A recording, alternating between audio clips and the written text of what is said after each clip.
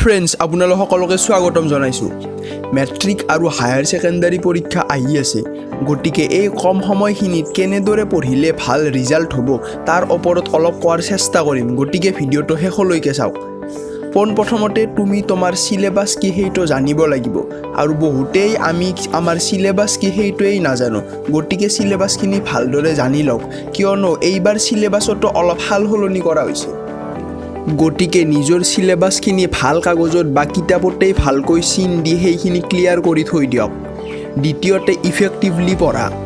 অৰ্থাৎ তুমি যিখিনি সময় পঢ়া সেইটো সম্পূৰ্ণ গুৰুত্ব সহকাৰে পঢ়া উদাহৰণস্বৰূপে ধৰা হ'ল তুমি পৰীক্ষা দিব গৈছা আৰু অলপ সময় পিছত পৰীক্ষা আৰম্ভ হ'ব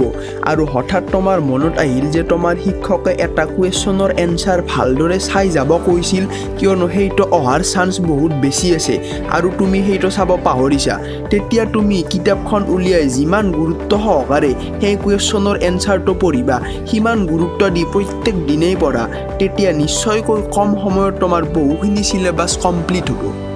3 নম্বৰ ইমেজিনেশ্যন অৰ্থাৎ তুমি যি পঢ়িছা অৰ্থাৎ যিকোনো প্ৰশ্নৰ উত্তৰ মনতে ছবি আকাৰে সজাই লোৱা যিবিলাক কুৱেশ্যনৰ এনসাৰ দীঘল হয় সেইবিলাকত তুমি এইটো মেথড এপ্লাই কৰিব পাৰা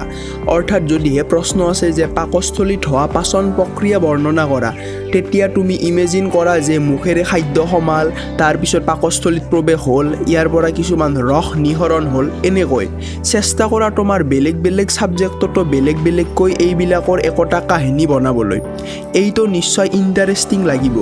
আৰু ইণ্টাৰেষ্টিং বস্তুবিলাকে আমাৰ সোনকালে আৰু বহু দিনলৈ মনত থাকে গতিকে যিমান দূৰ সম্ভৱ ইমেজিন কৰা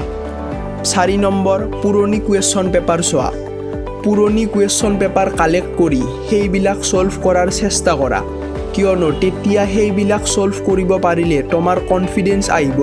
লগতে কেনেকুৱা ধৰণৰ কুৱেশ্যন আহিব তাৰ এটা আভাসো পাবা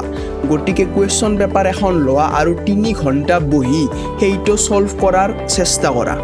আৰু শেষত সেইটোৱেই কওঁ যিটো হয়তো ঘৰত সদায় শুনিয়েই থাকা আৰু সেইটো হ'ল মোবাইল আৰু টিভিৰ পৰা এইকেইদিন অলপ দূৰত থকা যিমান দূৰ সম্ভৱ এইকেইদিন এইবিলাক বেছি ইউজ নকৰিবা